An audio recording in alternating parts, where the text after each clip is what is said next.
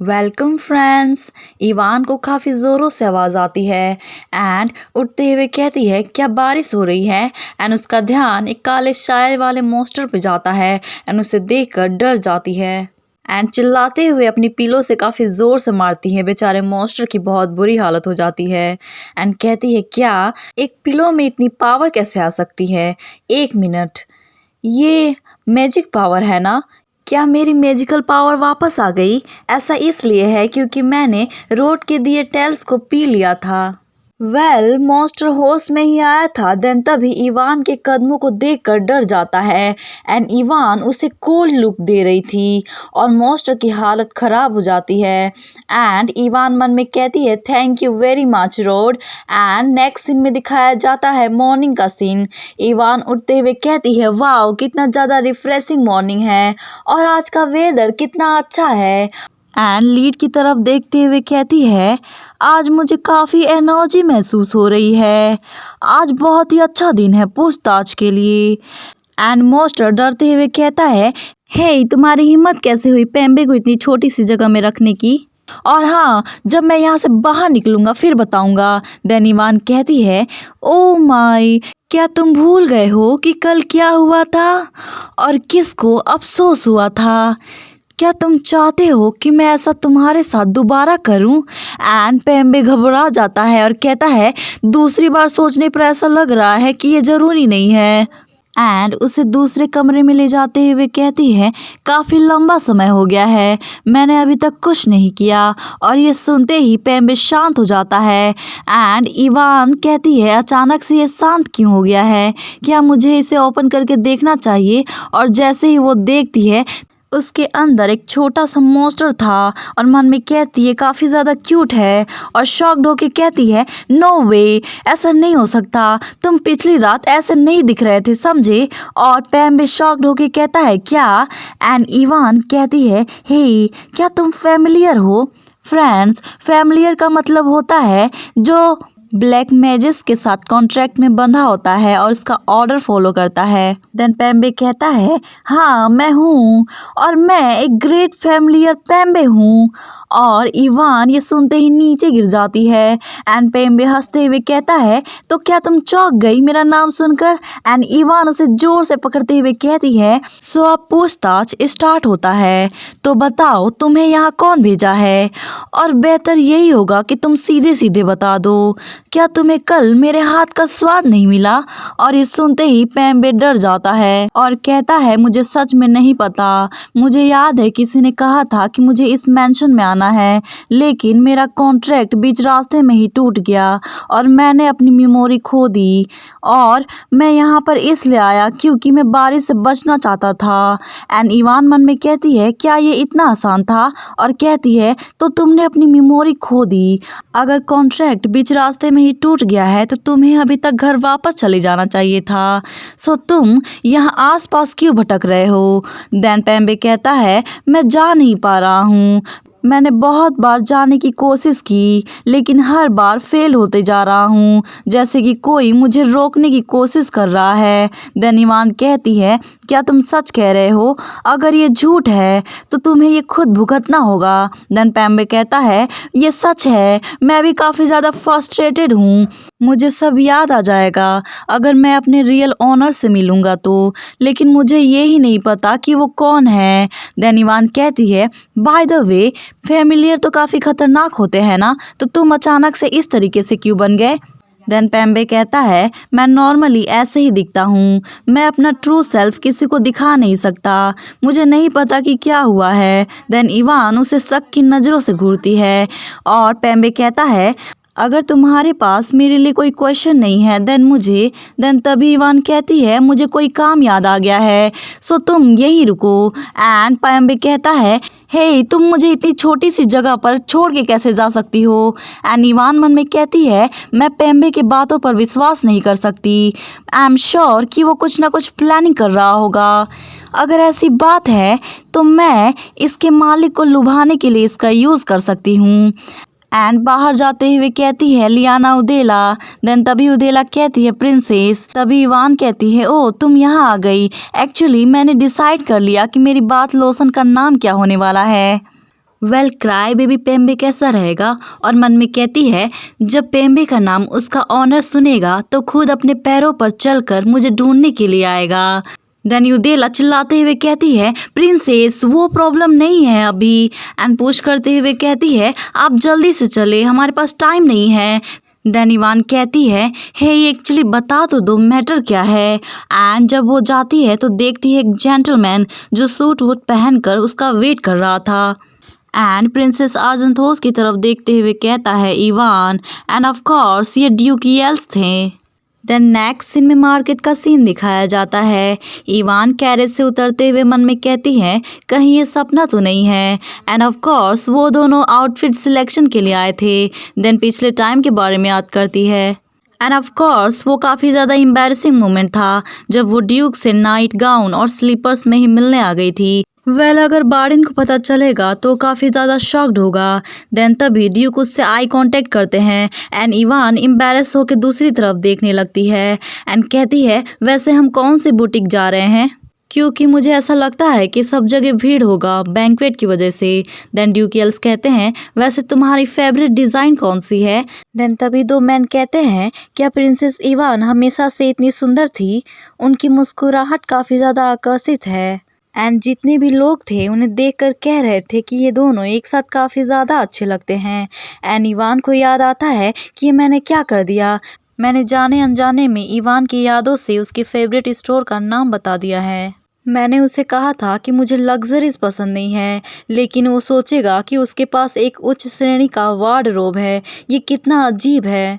Then ड्यूकियल्स कहते हैं तो फिर हम इवान की फेवरेट स्टोर पर चलेंगे। अगर इवान को पसंद है तो मुझे भी पसंद है। देन इवान कहती है लेकिन वहाँ पर काफ़ी ज़्यादा भीड़ होगी। देन ड्यूकियल्स कहते हैं चिंता की कोई बात नहीं। एंड वो दोनों बुटीक स्टोर पर पहुँचते हैं एंड ड्यूकियल्स कहते हैं तो ये वो प्लेस है जिसके बारे में इवान बात कर रही थी। एंड इवान मन में कहती है आखिर यहाँ पर इतना सन्नाटा क्यों है।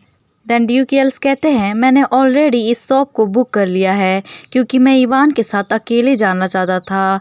एंड इवान मन में शॉक्ड होके कहती है क्या पूरे बुटीक स्टोर को, आखिर तुम इतनी रिच कैसे हो गए। देन इवान ड्यूकियल से कहती है तो तुम पहले से ही प्रिपेयर थे। एंड मन में कहती है आई विश कि मैं भी इतनी ज़्यादा अमीर होती। देन तभी दो एम्प्लॉय कहती है आपका स्वागत है ड्यूक और प्रिंसेस आर्जेंथोस, हम आपको गाइड करेंगे। एंड वो बताते हैं हमारे पास वैरायटी ऑफ डिज़ाइन अवेलेबल है और लेटेस्ट ट्रेंड में सूट भी अवेलेबल है। एंड ड्यूकियल्स कहते हैं इवान इनमें से तुम्हें कुछ पसंद है। एंड इवान वुमेन्स क्लोथिंग को इग्नोर करते हुए मेंस क्लोथ को देखती है एंड मन में कहती है ये आउटफिट अगर रॉड इसे पहनेगा तो इसमें काफ़ी ज़्यादा सेक्सी लगेगा। मुझे लगता है कि ये काफ़ी ज़्यादा प्रिटी है क्योंकि पूरी इसकी वेस्ट लाइन शो करेगी। वेल ये वेडिंग सूट जैसा लग रहा है।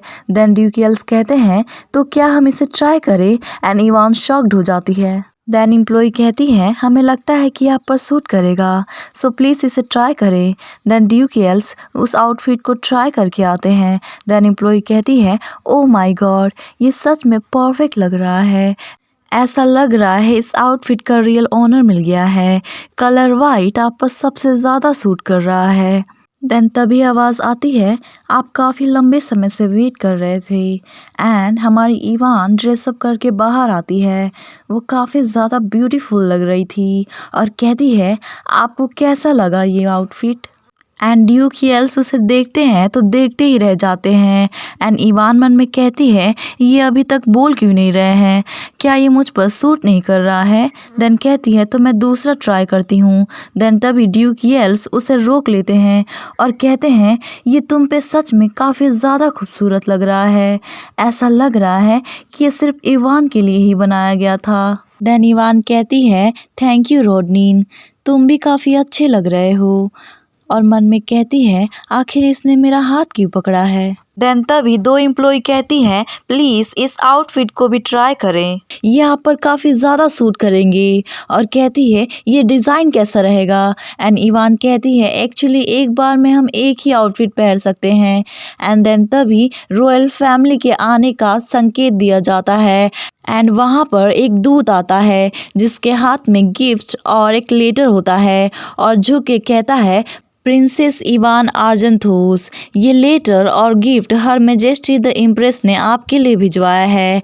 एंड ये सुनते ही इवान काफ़ी ज़्यादा डर जाती हैं एंड उस लेटर को रीड करती है तो उसमें लिखा था प्रिंसेस इवान आर्जेंथोस, प्रिंस के बर्थडे बैंक्वेट पार्टनर के रूप में आपको इनवाइट किया जाता है, इम्प्रेस गिसेल कार्ड इन बारबेंट। और ये रीड करते ही इवान काफ़ी ज़्यादा घबरा जाती है। देन नेक्स्ट सीन में कैरेज का सीन दिखाया जाता है। ड्यूक एंड इवान साइलेंट थे एंड ड्यूक इवान की तरफ देखते हैं एंड इवान उस ड्रेस की तरफ देखते हुए मन में कहती है अगर मैंने उसका बैंक्वेट पार्टनर बनने से मना किया तो मुझे और मेरी फैमिली को इस ड्यूकडम से हाथ धोना पड़ेगा। देन वो बोल पड़ती है बिल्कुल भी नहीं। देन ड्यूकियल्स कहते हैं अगर इवान नहीं जाना चाहती है तो मैं इसे पूरा करने के लिए कोई रास्ता निकाल लूँगा, भले मुझे इसके लिए कुछ भी करना पड़े।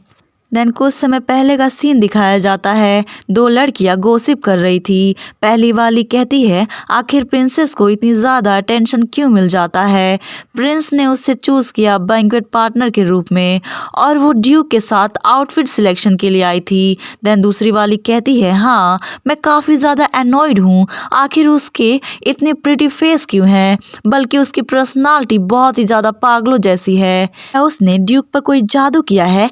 एंड बार्डिन उनकी बातें सुनकर इरिटेट हो जाता है और कहता है क्या तुम दोनों पागल हो गई हो। एंड वो दोनों लड़कियां डर जाती है एंड वहाँ से भाग जाती है। मुझे बहुत ही ज़्यादा गुस्सा आ रहा है, आखिर वो सब इतना रूमर्स क्यों फैला रहे हैं। एंड गुस्से में कहता है हाँ रूमर्स इसलिए फैल रहे हैं क्योंकि वो ड्यूकियल्स के साथ घूम रही है। अगर ड्यूकियल्स ने ऐसा कहा कि वो इवान में इंटरेस्टेड नहीं है तो मैं सच में ड्यूकियल्स को मार दूंगा, चाहे मुझे इसके लिए कुछ भी करना पड़े। लेकिन हर मैजेस्टी द इम्प्रेस वो इवान में इतना इंटरेस्ट क्यों दिखा रही है। एंड पिछले टाइम के बारे में याद करता है। इम्प्रेस गिसेल कहती है इवान ने ऑलमोस्ट कोर्डेलिया को मार ही दिया था और मैं ये टॉलरेट नहीं कर सकती हूँ। इस एम्पायर के भलाई के लिए और इम्पीरियल फैमिली और आर्जेंथोस फैमिली के भलाई के लिए मैं आशा करती हूँ कि ऐसा दोबारा ना हो। देन बार्डिन बताता है उनके फेस पर कोई इमोशन नहीं था, लेकिन उन्हें देखकर ऐसा लग रहा था कि वो प्रिंस जितना ही गुस्से में थी और मुझे नहीं पता कि आगे क्या होने वाला है। देन नेक्स्ट सीन में ड्यूक आर्जेंथोस का स्टडी रूम दिखाया जाता है। वो उस लेटर को रीड कर काफ़ी ज़्यादा गुस्सा कर रहे थे। एंड इवान कहती है मैं हिज हाइनेस के बैंक्वेट पार्टनर के रूप में अटेंड करने जा रही हूँ। देन ड्यूकियल्स उस लेटर को फेंकते हुए कहते हैं स्वीटी अगर तुम्हारा मन नहीं है तो तुम्हें ऐसा करने की ज़रूरत नहीं है, तुम्हारे फादर सब संभाल लेंगे। इवान कहती है नहीं मैं जानती हूँ ये आपके कंट्रोल से बाहर है, अगर हमने इम्प्रेस के इनविटेशन को इग्नोर किया तो इससे न केवल मुझे बल्कि मेरे पूरे फैमिली को भी सज़ा मिल सकती है। फादर और ब्रदर मैं नहीं चाहती कि आप दोनों मेरी वजह से सड़क पर आ जाए, सो मैं इस बर्थडे बैंक्वेट में हिज हाइनेस की पार्टनर बन के जाऊँगी। एंड वो वहाँ से चली जाती है। एंड ड्यूक अपने ख्यालों में रहते हैं और सभी चीज़ों पर विचार करते हैं। देन तभी बार्डिन बोलता है आई गेस कि उसे अभी तक ये पता नहीं है अगर प्रिंस के पार्टनर के रूप में इस बैंक्वेट को अटेंड करेगी तो इसकी वजह से वो फ्यूचर क्राउन प्रिंसेस की एक स्ट्रॉन्ग दावेदार बन जाएगी। एंड ड्यूक इरिटेट होके कहते हैं तुम मेरे सामने उन जैसे लोगों के बारे में बात मत करो। देन तभी बार्डिन कहता है मुझे बहुत ही बुरी फीलिंग आ रही है, आखिर वो सब अचानक से इवान में इतनी इंटरेस्ट क्यों दिखा रहे हैं, बल्कि कोर्डेलिया उनके आसपास है फिर भी। देन ड्यूक आर्जेंथोस कहते हैं हाँ मुझे नहीं पता कि वो क्या सोच रहे हैं। एंड उसके हाथों से वो लेटर लेकर फेंक देते हैं। एंड बार्डिन शॉक्ड हो जाता है। मे भी वो सोच रहे थे कि तुमने इस कचरे को क्यों पकड़ा है, इसे फेंक देना चाहिए।